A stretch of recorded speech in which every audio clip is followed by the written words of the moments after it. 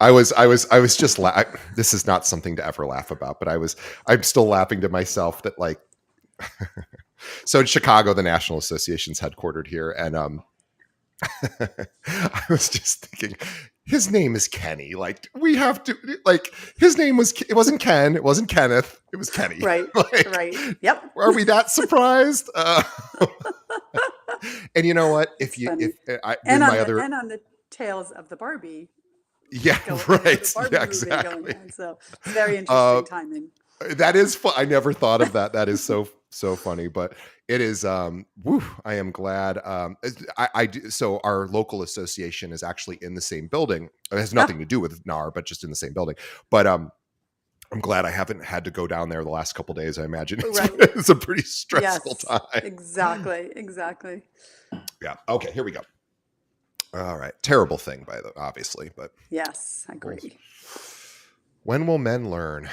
Hmm. There's only been about a million examples of this in the last 5 years, Yes, and men are still absolutely. like, maybe I can get away with it. Yeah, yeah. No, Well, you can't, I think and you I shouldn't. think both sides, right? I think women Uh, do. Women I have think done it's it too. mostly men. I'd say as Okay. a All right, man, I'll I'd give you say it's that. probably Coming out of your 95%. mouth, I'll give you that. Okay. It's funny. I do talk to a lot. I do a lot of work with the local association, and I've asked a lot of the women, just women realtors who I serve with in different committees. I'm like, how often does this? Because as a man, it just never happens to me. Hmm. And they're like, well, I'm not really practicing, but I'm around realtors a lot, and the women are like, oh, it happens all the time. Like, I'm Hmm. like, oh, it's so sad. Yes, But anyway, absolutely. It is. we'll move on to more fun topics. Okay, here we go. Everything looks good. All right. Oh, by the way, I'm going to eventually put an intro and all that. We're just going to dive right in Okay. now. Here we No go. problem. Okay. All right. Today on the show, our guest is Susan Santoro from the Susan Santoro team with William Pitt Sotheby's International Realty in New Haven County in Connecticut. Now, let me tell you more about Susan. Now, since 1985, Susan Santoro has held a prominent position as one of the most distinguished agents within the greater New Haven shoreline region. As the foremost agent in sales at William Pitt Sotheby's International Realty's Guilford brokerage, she has garnered a reputation as an unparalleled performer, securing the #1 agent title and claiming the #3 spot across the entire company. Operating as a cohesive unit, Susan leads the Susan Santoro team, which is a dedicated assembly of accomplished full-time realtors whose excellence earned them the distinguished top real estate award from Inman based on sales, amassing over 73 million in transactions just last year. Now, year after year, her achievements are underscored by multiple awards, including the prestigious Connecticut Magazine 5-Star Real Estate Agent Award. She secured the highest ranking for overall satisfaction. That's a client award. Distinction showcased in Connecticut Magazine. In addition to that, she's super into philanthropy and giving back. She's actively engaged with the Juvenile Diabetes Research Foundation, a testament to her unwavering dedication to fundraising, and also is involved with the Ronald McDonald House Trees of Hope. And we are just so honored to have Susan on the show. Before Susan comes on, I want everybody to follow her at Instagram. So go to Instagram, Susan Santoro _realtor. Now, we will have a link to that in the show notes, as well as Susan's website. Susan, welcome to the show. Thank you. Nice No, introduction. Thank you. thank you. Now, the last time for anyone who isn't, I'm going to interrupt myself now twice as I'm getting through this. Anyone who isn't familiar with New Haven is just outside of New York. It's basically right on the shore, and it is known for a number of things. Probably most notably, people of New Haven will tell you, and they will tell you with a straight face, that they invented pizza. Now, I don't know if that's It's technically true true. or not, and that is a debatable topic. And I am not here to maybe the final authority on whether it was in Naples, Italy, or New Haven. But New Haven people are very, very proud of their pizza. And I have eaten New Haven pizza, and I've eaten the very famous Pepe's clam pizza, There you which go. sounds really gross for a lot of you listening, but it is delicious. So Susan, I am a big pizza fan, and I love the Great. fact that I'm talking to a New Haven person because I love your pizza. I look forward to treating you to it when you come, but it's between Pepe's and Sally's. we have these pizza wars all the time, and everybody has their favorite. In Worcester Street, there are plenty of other places in New Haven also, and the pizza's good everywhere. I went to ChatGPT for the official answer, and again, ChatGPT. It's not exactly the Oracle at Delphi, but Right, it's right, close to accurate. And I said, "Where was pizza originated?" And it said, "While people of New Haven will tell you that it right, originated right, there, right. we believe it actually is from Naples, but it's still not totally clear." So we'll go with New There you Haven go. because And you could because get New Haven style pizza in your hometown too, in yeah. Chicago. So for any Chicago people, if you are familiar with Peace, which is always on the top Chicago pizza Absolutely. places lists, it's not Chicago style, which is the deep dish, stuff, but Right. it's thin crust, more of a taverny sort of style. But no, not tavern, but thin and big and just delicious. I am a huge fan of New Haven style. So anyway, Yes. And we they are will from talk New about Haven. I So I could stop talk by and about say hi to pizza. them. I will. Um, but we want to talk about Susan and all of her amazing real estate accomplishments. Now, Susan, you've been in the industry nearly 40 years, which is so Yes. amazing Crazy. and impressive. And you are still crushing it all these years later. I would love to start at the very beginning of your journey. Like, how did you Mm. get into real estate and why? So it was kind of an accident. My husband is a real estate developer and kind of ran out of land and needed a place to build, and was like, why don't you get your real estate license and go and look for some land for me to build on? So that's how it started. And then thought, oh, we're going to have a family. I'm going to be a stay-at-home mom. And then, once you have a couple of good sales under your belt, you're either born with it or you're not. That adrenaline, that fire in your belly, you can't wait to make the next sale. And then it becomes addicting. And so by the time my daughter was born 5 years later, it was a major career. And I still wake up every single day with that fire. And I can't wait to see what the next deal is going to be. That's amazing, and it is fun. I would like to ask you, what is the what fuels that fire like inside of you? I never really asked this question, but I think it's a good one. Like, what do you are you aware of what it is inside of you that is just so eager to keep going forward? Is there certain goals you're looking to hit? Is it just a feeling of satisfaction? Is it about helping? What is it? So it's a lot of the above, except for the goal part. I am not, believe it or not, most successful people always say, "Oh, I've got this, board or this, the goals of my year." I don't like goals. I just like to keep on going, keep on going. Yeah. And not many people have asked me, kind of like, what is your why? Yeah. Um, but the truth is I dropped out of college after my first year. I was never meant to go to college. My mom was not happy and told me that, if you want to be successful in life, you have to have that opportunity and go to college and get a degree.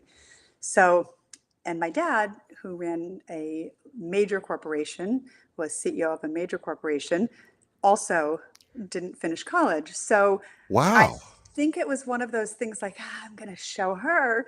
And now we just, we laugh about it every time I get an award. I send it to my mom and I say, let me know when I'm going to become something. So um, that was kind of my why. It makes my dad super happy, still checks in on me weekly, wants to know my sales, and gets a big smile on his face. So I think he remains my why. He wrote a wonderful book called Pilot Your Life. It sits on my desk and it's my motivational Bible. It's a Oh. great motivational book for people in business, and he's definitely my why. Well, let's give a plug for that book. Say the title one more time and your Pilot father's Your name. Life. Pilot Your Life. My dad is Ronald Shaw. He was the CEO of the Pilot Pen Corporation.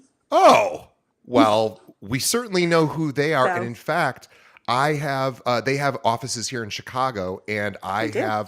I have friends that work at Pilot. Oddly enough, I have one Huh, friend that works at Pilot or did.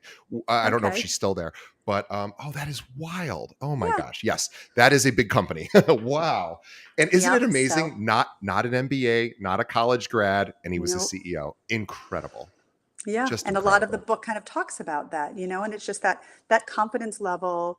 I raised my daughter saying, make a decision, believe in it, own it, it's yours, and then just follow it. And that's just sort of a simple way of life, whether you're making a decision on going to a party or not, or whether you're making a decision on a business transaction. I think it's all the same. Once you own that, you believe in it, you just keep going. And that's how I feel about my business. And I tell my team and other agents who ask me all the time, how do you still do these hours? You know, it's 60, 70 hours sometimes a week. How do you still do this after all these years? And see, you wake up unemployed every single day in our business, and you have to go out and look your best. You know, if you wear makeup, put on your makeup, put on, get dressed. Just go out and present yourself the best way possible. And you will be a success. You'll be confident and it'll show. And with that comes success. You wake up unemployed every day. That is so true. And it is, I know there would be people to say, well, that's a negative way to look at it. But you know what? I have found that having that thought of, something that's pushing against me versus something I'm running towards, like the idea that I'm unemployed. Oh my God, I got to pay my Hmm. bills. Right. That is, I think, a more powerful motivator than, like, for example, if I was being chased by somebody with a knife, I think I'd run faster than if I was running towards $1 million. I bet I would Hmm. run faster with a guy chasing me with a knife. So even though I would like not to be motivated by pain, Hmm. the reality of it is it's true. We are, as agents, we are unemployed every Hmm. single morning when we wake up. And it's an opportunity to not only find business, but to keep the business that we do Right. have and really treasure it, because it can go away at a moment's notice. Um, Absolutely. that is a And I really think if, great lesson. people come up to you at parties, people come up to you at the grocery store, everybody wants to know how the market is. Tell me about real estate, or asking you about a particular property. And so that's where, again, you're selling yourself constantly. So, How important is it for you to have that information about the local market on hand, ready to talk, and maybe, to varying degrees of detail, I'm sure. But how important is it when you're at the grocery store and someone's like, "Hey, Susan, you've been doing this forever. What's the market like?" How do you typically address a question like that? it's very important. And I am a statistics person, so I do look at the numbers every day, whether it's against, me, I don't want to call them competitors, but just associates, other associates. But I always kind of know what's going on. I look at percentages in, like, I just wrote an offer, for instance, in Fairfield County, and I usually base just out of New Haven County, but because Yale New Haven Hospital has bought up a hospital down in Fairfield County, we now have a lot of our doctors that are going that way as well. So I was just down there, and their business is done very differently than ours. But before I went down, I went and I looked at kind of where the numbers are. And I'm seeing that things are going approximately 13% over asking. So it was Wow. such an important tool for me to be able to share with my clients. We crafted a great offer the first time. They didn't want to go that high over, and they didn't get the first house. And the second one, they listened to me. We crafted a perfect offer the sellers could not say no to, and it went approximately 12.5% over asking, but our offer got signed. You know, So I think knowing the numbers is very important, knowing your market. And then, of course, you know, um, you can always, tell someone, you know what, I'm going to get back to you later. I'm going to look this up for you. And great reason to make a phone call back to that person. Now you've absolutely. captured them. It's like being stuck in an elevator, and You know, call them. I love what one of I just want to go back to one thing that you said that for me was pretty it's something that I can't remember another one of our guests saying in all the episodes we've done. So I just want to step on it a little bit because I think it's really, really a great idea. So what Susan said, and she said it very quickly, and I just want to make sure that everyone heard it. She said, when she was about to produce an offer, she looked at, obviously comparable places. She looked at list price and then sales price and just did the quick math on what, that percentage over was. That way she can bring that data back to her client and say, here's why we should consider this type of offer based on, other comps. I don't know that a lot of agents do that. And that is a lot of agents are like, okay, Mr. or Mrs. Buyer, how much do you want to spend? Okay, maybe we can go a little bit over, and it's more of just like finessing, like the feeling of the buyer, but not actually bringing the hard data, saying, well, Hmm. we should offer X based on. I think that is a really great idea for anyone who's working with offers. Do your homework. Before you go to do an open house, and I tell the agents on my team this, I always remind them, pull up a circle on MLS as to everything around the area that you're doing the open house at. Know your statistics, know what else is out there. That house might not be right for them. You can easily get in the car after your open house and take them to look at the other listings around the area. So just do your Yeah. homework. And you probably also in the county that you serve, and I know you work, a lot of places in Connecticut.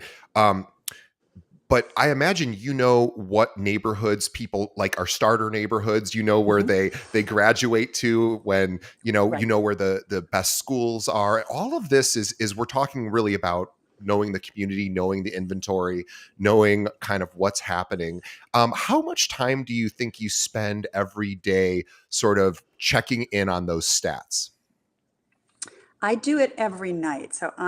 Luckily, I was born with not needing a lot of sleep, which works great um, in my personal practice. When the world gets quiet, 11 to 2 a.m., I'm on the computer. I'm just checking numbers. I'm checking towns, seeing what's new, seeing, sales. That's when I work the best. So I would say I do it every single night. But in the beginning of my career, I did two open houses every single Sunday.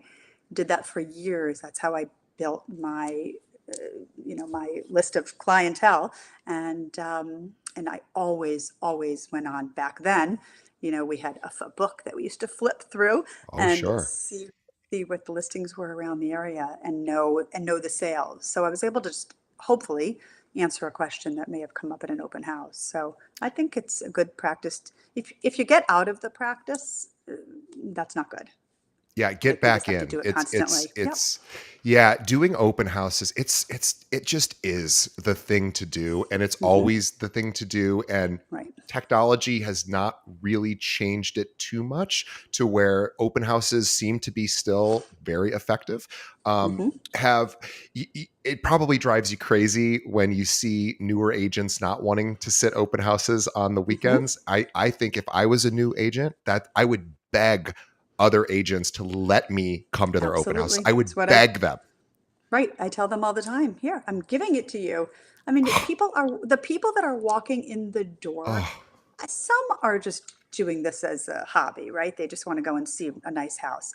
But most of them are coming because they have an interest in buying a piece of real estate. It might not be that piece of real estate, but you now have their information. You hopefully have a conversation and get up a, repertoire with them, and they'll call you when they're ready to buy real estate, or you can be in touch with them. And I think the technology today, if you get their email, you just drip on them and drip on them. Eventually, when they're ready to buy real estate, oh, what was that realtor's name I met? And it's going to be yeah. right on the top of their head. So I think it's really important to put yourself out there. And whether it's Under at the that open house, gym, the grocery store, my family makes fun of me, but I'll never walk out the door not in a matching outfit or having my hair look good or whatever, because you're always selling yourself. mhm. So, and branding, put your name everywhere that that's allowed. So, Yeah. Totally agree. I think those are all amazing ideas, and it's things I agree with personally as well. So, sort of the irony of you not being, a college grad, but being ultra successful in real mhm, estate is you actually work a lot with Yale, which is in New Haven as well. mhm, So, you work with a lot of the doctors at Yale. You work, I think, with faculty as well. So mhm. this is something that I don't think we've ever talked to anyone about is being sort of a friend to the university where you get sort of known amongst the management there, that you're a person that can help when professors come in and leave, or when physicians come and leave at the hospital. So can you talk a little bit about how did you build those relationships, and Yeah. how did that work for you? So, it's become a niche. I think I've mentioned to you that when one of my clients years ago named me realtor to the docs, and that becomes my hashtag realtor to the docs. And it's not the only people that I work with, clearly, but it kind of an accident. It was probably about 25 years ago. Sold a house to a chief of a department that was coming in, and it was going to be a struggle. They were wooing him from Harvard, so it took a while. Negotiations take a while. It was probably a good year. That every time they'd come to town, I'd show them houses, show them around, get to know the area, took them for pizza. And we obviously finally got into contract. And he said to me, like, I promise you, I'm going to be building a very big department here. And that department, I've moved my 49th doctor into that department from him in 25 years. Wow. Now, obviously, those sales they multiply, because then one of those doctors has someone coming from UCLA that they just came from, let's say, and from another department, and then they give my name to that department, and then that starts spreading around to departments. So right now I have three departments that I really get fed a lot of business from the chiefs directly. Now it's a lot of work. It's not just, oh, here's a doctor and you go out and you show them a house. It's I get them sometimes on their second interview here, and they still have maybe four interviews to go, but they Wow. want to see if they can afford to live in Connecticut. So I'll take them in the car. I'll spend a day, and it's kind of I'm driving them around and educating them on the areas, and to drive them by house and say, here's approximately what this one would go for. So I really give them a full education. Out of maybe 10 doctors that I'll take in my car that they've given me, maybe one or two, if I'm lucky, will take the position. So it's Wow. not So all it's a fun and lot of games. It's time. Yeah. it's a lot of time, but it pays off because, like I said, what I find is that, I'm educating these very brilliant people on such a different level, right? I'm certainly not saving lives, but I'm changing lives. And they don't have a lot of time. So they come to me, I'm a very good listener because I have to be. They tell me what they're looking for. And then if there's something obviously not on the market now, but when they're ready, I'll use my resources. I don't love cold calling, but I'll do it. A lot of times I'll call my list of clients that I've amassed over 39 years and say, do you know anybody who's looking to sell in your neighborhood? I have this great couple coming to Yale. They'd be perfect. I do a lot of letter writing, personal letter writing, and just sometimes get an open listing. Just say, just let me just show it to this one client. And a lot of people don't want their house on the market, and they're thrilled to do it. And it just becomes a smooth transaction. And but I think it's an interesting, kind of niche. I kind of call it where healthcare, meets and real estate merge, right? It's that. Yeah. Um, and like I said, I think it's teaching them. They're so brilliant, but they don't know anything about real estate. Sure. They don't know what a septic tank is. Their eyes light up when they realize like what actually goes into a septic tank. Um, they don't understand financing. They know what they make, they know they can afford what they can afford, but they don't understand, 15-year versus a 30-year, or, a fixed rate versus an arm. So I love teaching them. And then, like I said, we kind of change their lives quickly, and I have to do it efficiently and move on. So Let that's I want to go go back. ahead. I want to go Yeah. back to the open house, or sorry, the open listing idea, Mm, because this was something that stuck out as you were mentioning. So walk us through that, because I don't know that everyone sure. listening is going to understand what that means. So, they're in other areas, not here, they kind of pocket listings, right? They're Yeah. sort of the same thing, except that, I will literally call someone in a neighborhood that I think it's perfect, that the house is perfect for, and ask them, would you be interested in selling? Here's what I think I could get you. And you don't have to put your house on the market. You don't have to clean it. You don't have to, pick your socks up off the floor, Here's when they're going to be here. Let me bring them in. And, um, and it's simple. And with COVID, that was a gift to a lot of people Absolutely. who, especially, some of my doctors who obviously, couldn't get sick. And we just bring them into one house. If it was perfect, great, we make the deal. They're not as picky as someone that may have, a no timeline. They figure out what school system they want. I always send them to like greatschools.org. I let them do their own homework. Never steer anybody towards a school system because it's different for everybody. Somebody might be looking for a kid that's really strong in theater or really strong in math. So, I steer them to greatschools.org and then let them make their decision and then kind of pick out 3 towns and run. That's a great tip. That website for pushing that whole conversation off. For ethics, obviously we can't really steer somebody towards a particular school, but you can steer Right. them towards the website and say do your own research. I Exactly. have found I just LinkedIn just told me I've been doing this for 6 years, which I didn't realize, and I feel actually a little bit like, God, has it been 6 years? Maybe I need to hang it up. But no, I'm having too much fun doing it. But the reason I'm bringing that up is, oh gosh, now I just lost my, About LinkedIn. my train of thought. Oh no, it was about what I was reflecting on over the last 6 years. Sorry.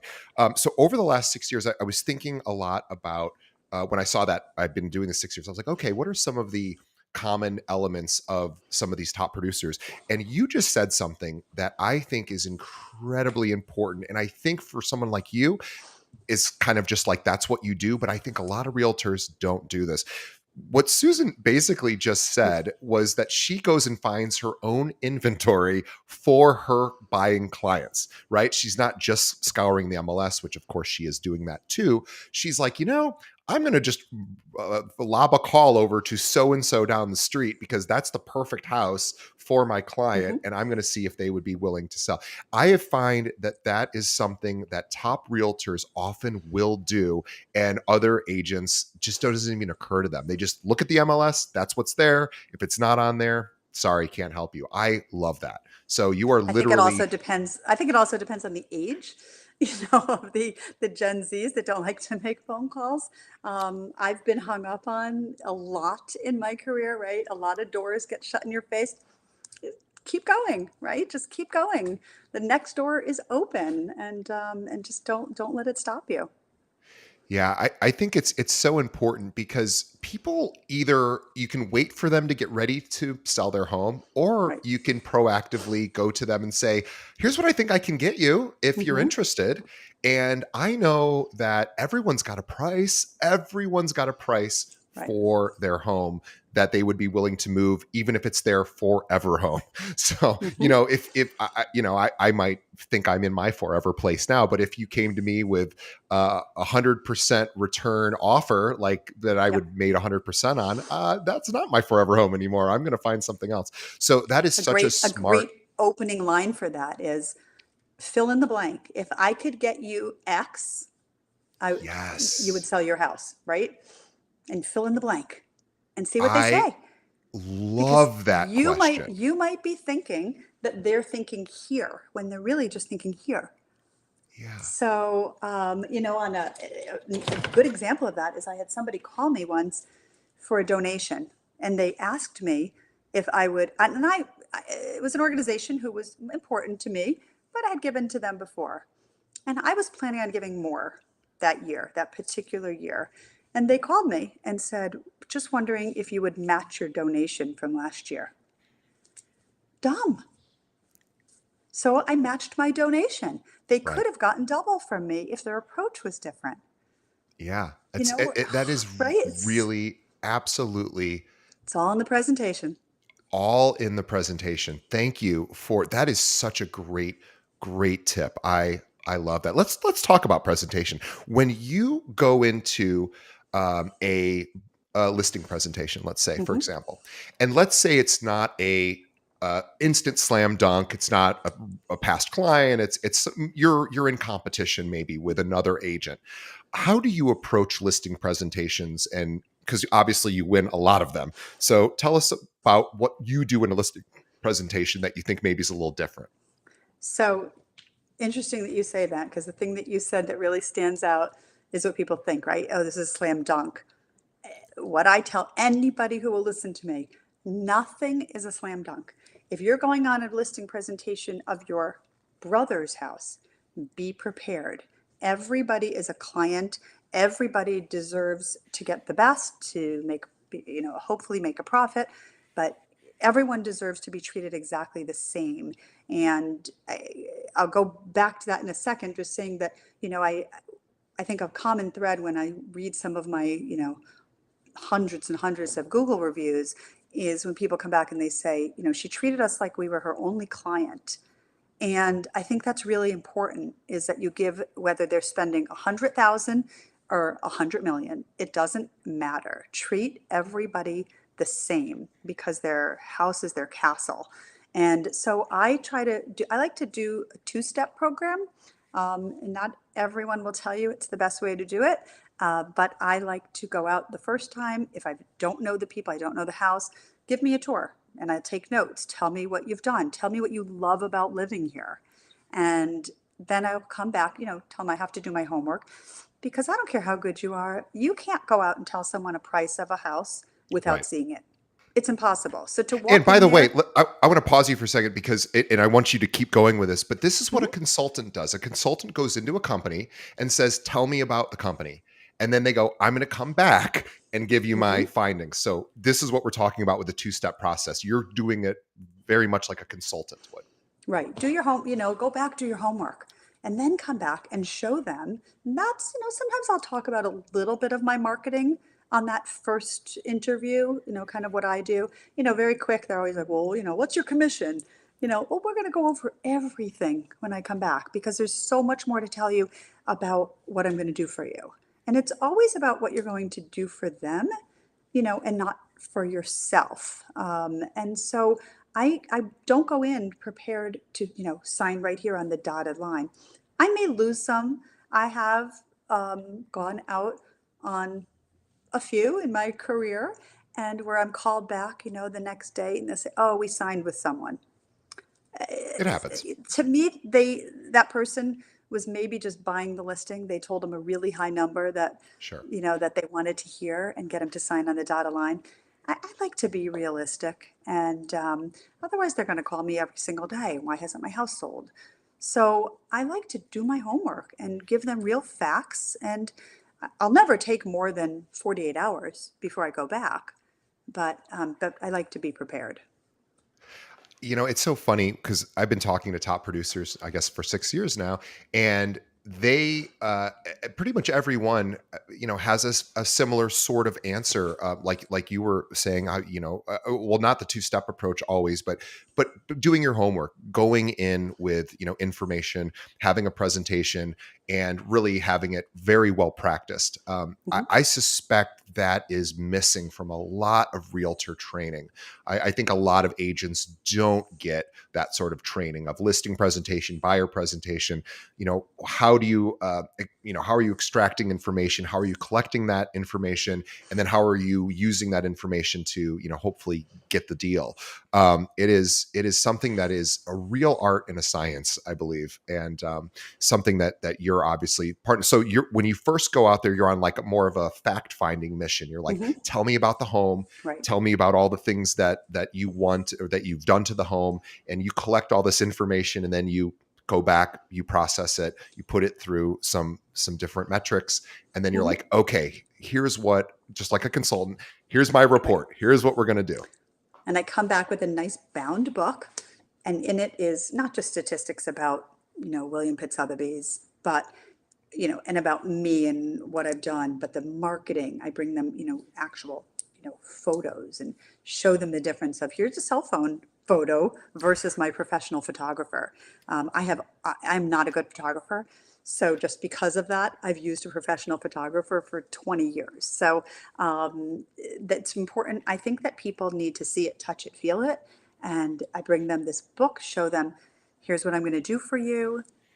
show them the advertising. I show them, where their house is going to appear, how it's going to appear, and then give them real facts. Here's the house that sold, within your neighborhood.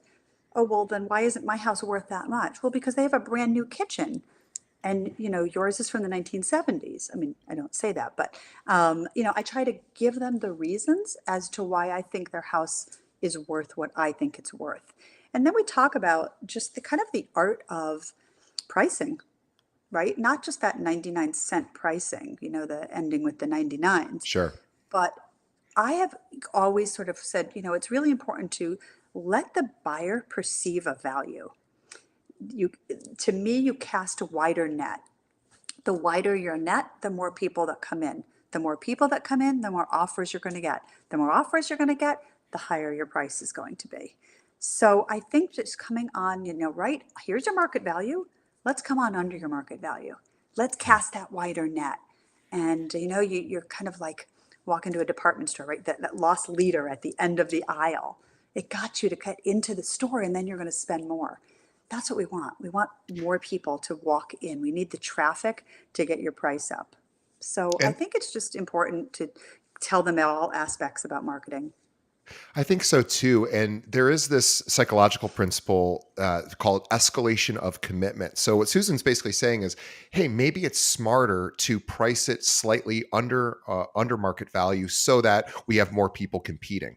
And the reason why that's significant for human beings is we are wired to, as we agree to something, as we want to continue to agree to something. So that's what's called escalation of commitment. You guys can Google it, but it's basically a psychological Hmm. principle. It says the more as you continue to say yes to something, you become more and more committed. It's harder actually to pull out. So in other words, if you're going back and forth with somebody on pricing, there's multiple offers, there's bids.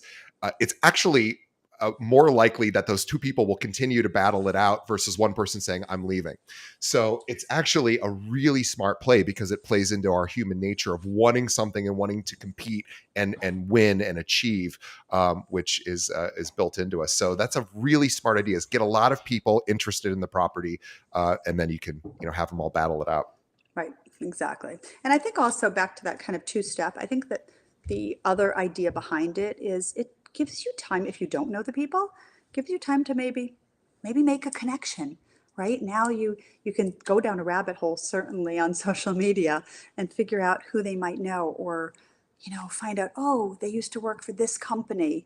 Oh, did you work with so and so? And it's about, oh gosh, 35 years ago, I think. I had a marketing company look at all these notes I had received in the 5 years I had been in business. Beautiful thank you notes from my clients. And they came up with a tagline, and it's real trust, real care in real estate. And that's what they came up with after looking at all of that. I care about people. I really truly care about them. I have a baby shower of an old client I'm going to in a couple of weeks. I've been invited to weddings and bar mitzvahs and barbecues, and that's a testament to me just fostering my relationships with people. But I like my physicians. Maybe I'm just I should have been a doctor in my other life if I ever wanted to go to college. I love medicine. I'm fascinated by it, and making them my friends has not only it's been great because I get to learn, but obviously it's helped in my career because they just continue to refer me and refer me. And it's all this business, if you want to stay in it long term, it's just all about relationships. And I have a team that I started about 10 years ago, only two people on it. I don't want more. A very different team. I kind of, I say it's like 1 + 1 + 1 = 3. Putting our ideas and thoughts together and also putting our volume together just makes us greater. It's small team, but number one small team in Connecticut means a lot more than just an individual person. And Absolutely. unique people, everyone's different. Again, fostering relationships. One of the girls has been with me about 10 years. She's a marathon runner. Great connections, right? She's out there selling herself all of the time. Obviously, we've made up a t-shirt, so it says the Susan Santoro team, but then in the back, in big letters down her back, says realtor. Let someone come up and ask her a question while she's out running or at the end of a marathon. Tap into that, right? One of the other girls has been with me about 4 years. She's a mom of 3 kids. That is your perfect audience. Get involved with their sports, get involved with their, PTA. So, I love to be able to problem solve with them, love to be able to teach them how to tap into their resources and go through your index cards and call people. Q4, I said I'm not a goal setter in the beginning. Q4 is my very favorite quarter because I like to look and see how much I could actually accomplish in Q4. So I go through my address book and I reach out to as many clients as I possibly can in a week, That's whether it's a, amazing. yeah, That is a great idea because most people step off the gas in Q4. We have the ugh, holidays, we have family right, stuff. right. We It's the best. but you step on the gas. Absolutely. It's my very favorite time. And I like to see like what could I accomplish between now and then. So, and again, I don't set myself a number goal, but sometimes it's just as simple as an email. Hey, drove by your house today, love the new color of your front door. Or, pick up a phone, was thinking about you, or look on Facebook, right? See how old their kids are now. Have a reason to call them. Fostering relationships is key if you want to stay long term in this business. It's definitely the key to my success. And thank God for social media in the sense that we now do get information about our clients if we're Right. following them, and we get to enjoy their lives as they post about it. And like Susan, like you just said, I get to call, hey, I just saw you on a trip to Cancun. Hope it was Right. great. It's Right. it's the perfect reason to pick up the phone and not have to do a sales pitch on, oh, by the way, Right. because that can always come up naturally as well. But I want to go back to something you said that I think is really critical, and I think it comes through, is care and trust.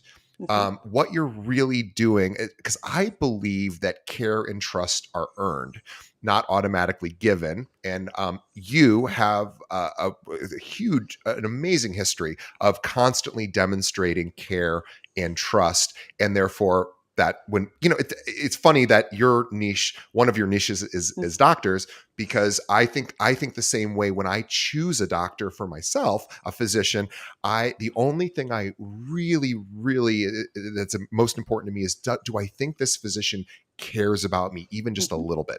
If they care about me, I'm good. If I feel that they don't care about me, then Hmm. I'm going to look for another doctor. So I use that same Interesting. principle when I'm going to see a doctor. I want them to actually care about me. People want the same thing, obviously, in a realtor, in any service position. Hmm. So I think that is such an important thing, is demonstrating care and trust. Is really should be a, if people are going to set goals, I think that's a heck of a good goal to set. Is I want every one of my clients to go, uh, Susan cares about me, or DJ cares about me, or Right. whatever. That is worth its weight in gold. Absolutely. Now, what do you do to stay in touch with clients in between transactions? Because of course, people, buy their home and maybe they don't Hmm. move forever or for 10 years, or what are we doing to stay in touch and make sure they don't forget about you? Anniversary cards. Happy anniversary, right? Some people are like, oh my gosh, I can't believe we've been in this house 7 years. Because you forget, right? You forget how Yeah. long you've been in it. So I'll always write in the card how long. Sometimes I'll, write little personal notes. Thanksgiving. I don't do Christmas. I don't do Hanukkah. Sometimes I'll do New Year's. Thanksgiving cards. It's a great time to say thank you. That's exactly what you're saying. Thank you for your referrals, even if they've never given you one. They may have thought that they've mentioned your name. It may not have panned out, but you're thanking them. I do send a gift. I I can't talk about, what it is because you're not supposed to, but I do send a gift to every client who does give me a referral after closing.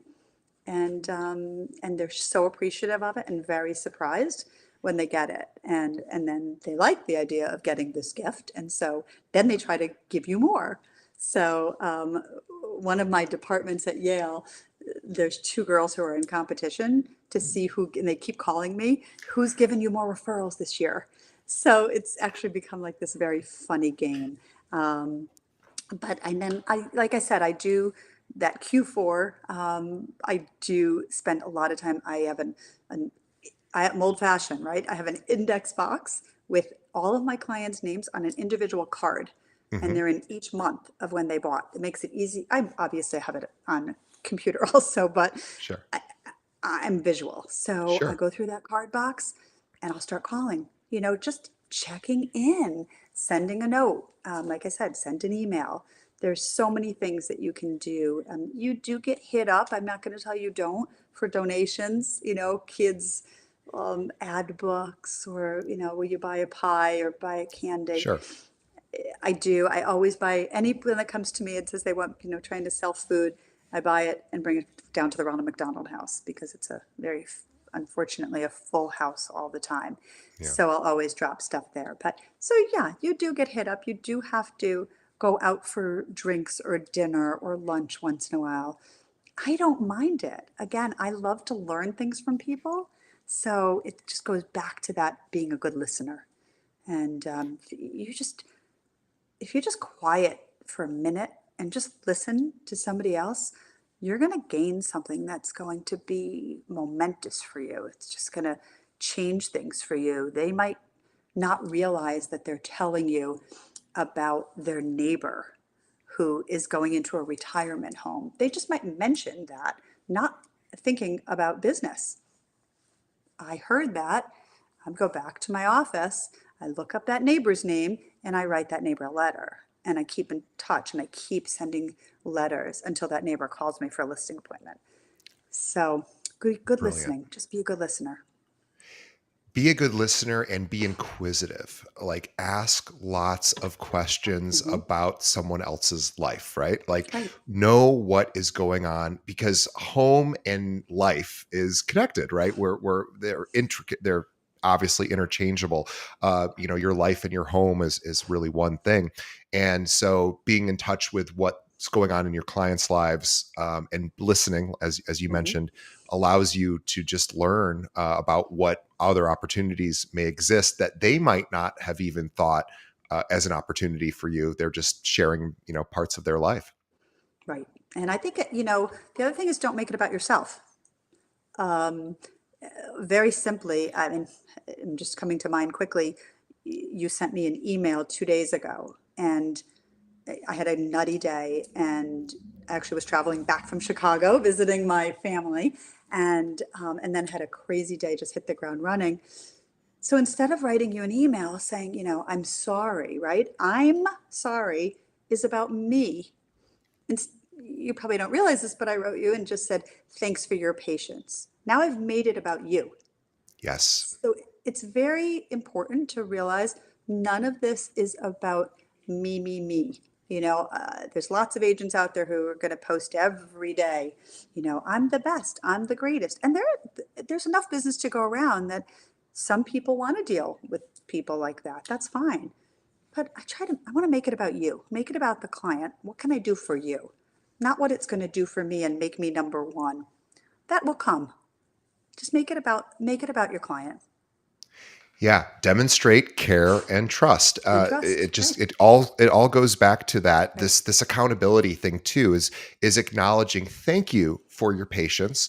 If you were delayed on a response or an Hmm. email, thank you so much for your patience. Right. Here's the answer that you're looking for. Exactly. um, Absolutely brilliant, versus saying, I'm sorry, DJ, sorry, Hmm. DJ. It's Hmm. not about DJ, it's Right. about telling the client, hey, The your person that I time. kept waiting. Right. Yeah, I kept you waiting. Right.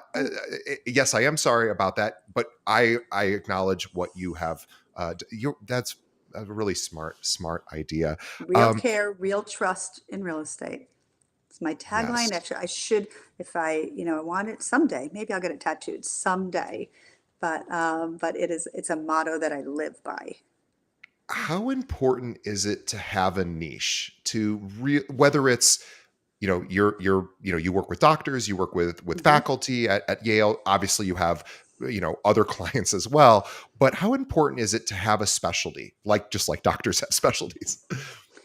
I think nowadays, I guess if I was to get into the business again, if I was new, I would try to focus more on that. I think there's a lot of people who have made that really their success, whether Yeah, it's, you know, the the waterfront specialist or the this specialist. I think, I can't really call being a realtor to the docs my niche, but I guess it just what I sell, myself in is just the time that I can dedicate to them, right? Sometimes they don't even realize what time it is, especially the ones in training. They're doing their residency here. They're in surgery. They get out 2 in the morning and they're sitting down and they might be looking online to see all of the stuff that I, sent to them to look at today, all the new listings, and they don't even think twice. They'll start texting me. yeah, And sometimes I'll surprise them and answer them at 2:30 or 3 in the morning. Um, other times I won't, and try to say, okay, I get a little respect of time. But I think that that's really important. I pay attention to them, and so I think that that's sort of the niche thing. Again, came about kind of by accident like that, but that's when people come to me and they'll say, "Oh, Dr. So and so recommended you. I'm going to be, I'm coming in the neurology department."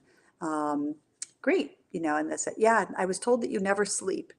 So it's like it's become a joke, but they love that I can yeah, dedicate so much time to them. A lot of times people they're texting or calling me even on WhatsApp because they're coming from another country sure. and I'm able to, talk to them at crazy hours. So I think depending on what your niche is, you can really hone in on it. I just interviewed with another department at Yale. I'm not going to mention them by name.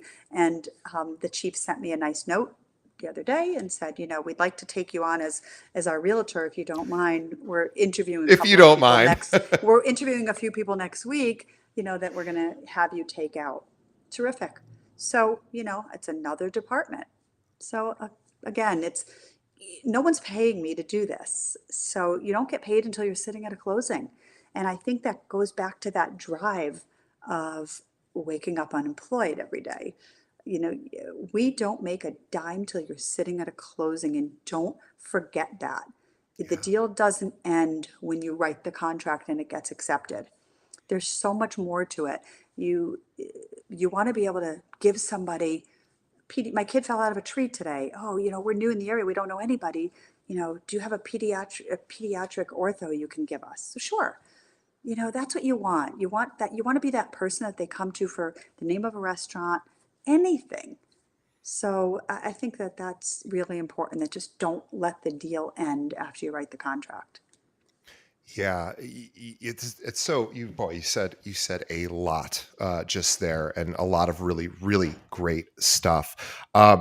I could not agree with you more. I think it's super imperative that people think about the kind of relationships they want to have with their clients, and to think, well, what do I have to do to earn that relationship? What do Hmm. I have to do to earn somebody saying something like, oh, this person cares about me, my realtor likes actually is invested you know in my happiness, like Hmm.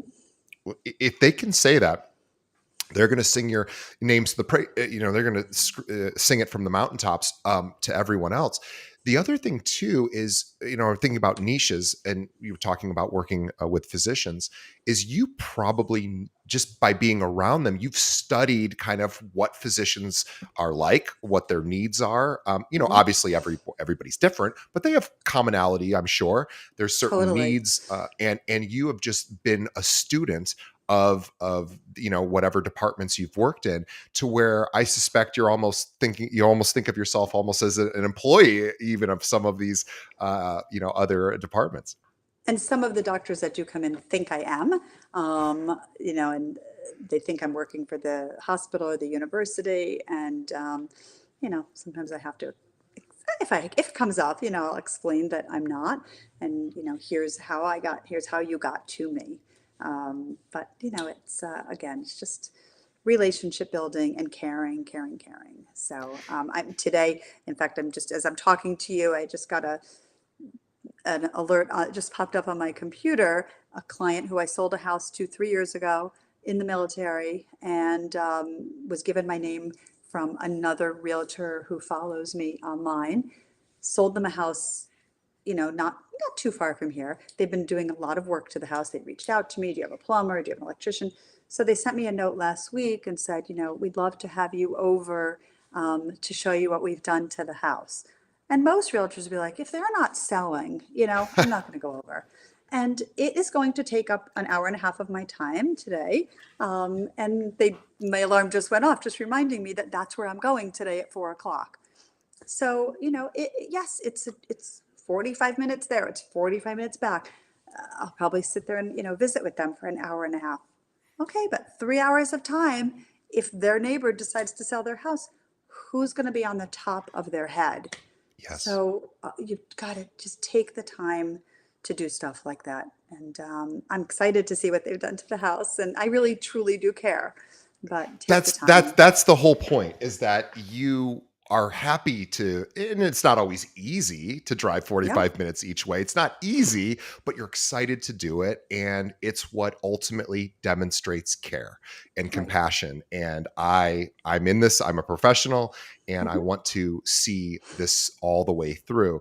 Right. Susan, this has been such a fun episode. You have Oh, given thank our you. audience an incredible amount of strategies and techniques and tips. And, from your 39 years in the business, is just incredible. Your motor is still revved up and ready to go every Absolutely. morning. I'm going to adopt the I am unemployed every morning idea. I love that. I think that it's not to depress somebody, not to make somebody feel, No, but to create a opposite. bit of urgency, a bit of like, what am I going to do today? Where am I going to Right. go? Who am I going to talk to? Right. And You have to create your own interview, right? Create your own job interview every day. Again, and also, are you going to get up and, brush your hair if you're going to go out and interview? Yes. Then don't walk out of your house without doing that. So, just always be ready to sell yourself, because everyone out there is interested in real estate. Everybody. I don't care who it is, whether it's they're making money or they want to be an investor, they want to ask you questions. So be ready and look your best. love it. Well, for everything Susan, please follow her on Instagram, Susan Santoro _realtor at Instagram. She also has a website at William Pitt Sotheby's International Realty. We'll post a link to that because Susan is just outside of New York City. She has a lot of people that are moving in, moving out. She works, with universities there. So if anyone out there has clients that may be moving in or out and wants to network, Susan, with you, what's the best way they should reach out to you? They can reach out to me either on social media. You said the Instagram. Also, the Susan Santoro team is on both Instagram and Facebook. My email, Susan Santoro 11 at Gmail. 11 is my lucky number. So Susan Santoro 11 at gmail.com. My phone number is all out there. They can Google me and they're going to find out everything about me. But yeah, I Wonderful. do a huge referral network, and I'm always looking for agents in different areas, and I love keeping in touch with them.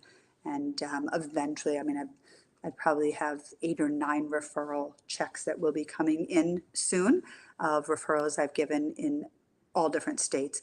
And again, it comes from, I was talking to a physician that I went to on an appointment, and he mentioned to me that his mother is going to be putting her condo up for sale in Florida.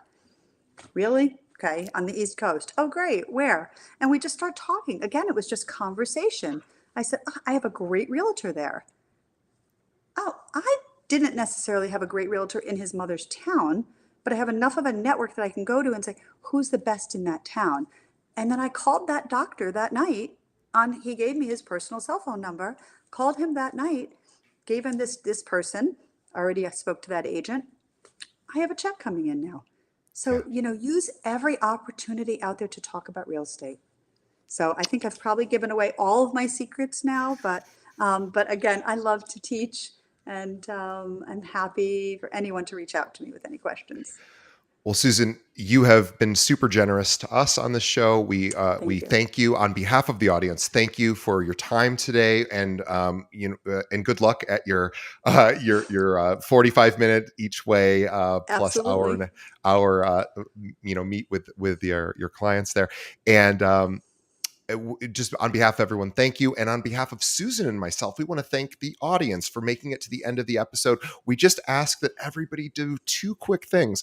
One, tell a friend. Think of one other realtor that is struggling right now, could use a little boost, maybe a few fresh ideas to help them finish this year strong. Send them a link to this episode. We would appreciate it. And also leave us a review. Tell us what you think of the show. Let us know what you like and what we could do to improve. This show is for you, and we want to continually make it better. So tell us what to do.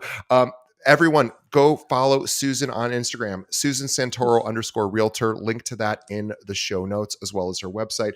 Susan is a class act and is Oh, just an thank you. amazing, amazing realtor. Please reach out to her, learn from her, and hopefully everybody can start to have more success in the way that Susan does, which is a lot about being professional, knowing your data, and staying in touch and caring about people. Right. It's really it's just a lot of hard work is what it is. It's a lot of hard work. I have a little thing on my desk that said, the old Chinese proverb, fall down 7 times, but stand up 8. Yeah. Keep going. Don't give up. It's a great career. It's a lot of work. It reminds me of that old Zen saying, which just says, "Before enlightenment, chop wood, carry water. After enlightenment, chop wood, carry water." Like, Absolutely. just Don't keep stop going. doing it. Right. Yeah. Absolutely. Well, we'll see DJ, it every. was great. Thank you so much. Thank you so much, Susan. We will see everybody on the next episode. Thanks, Susan.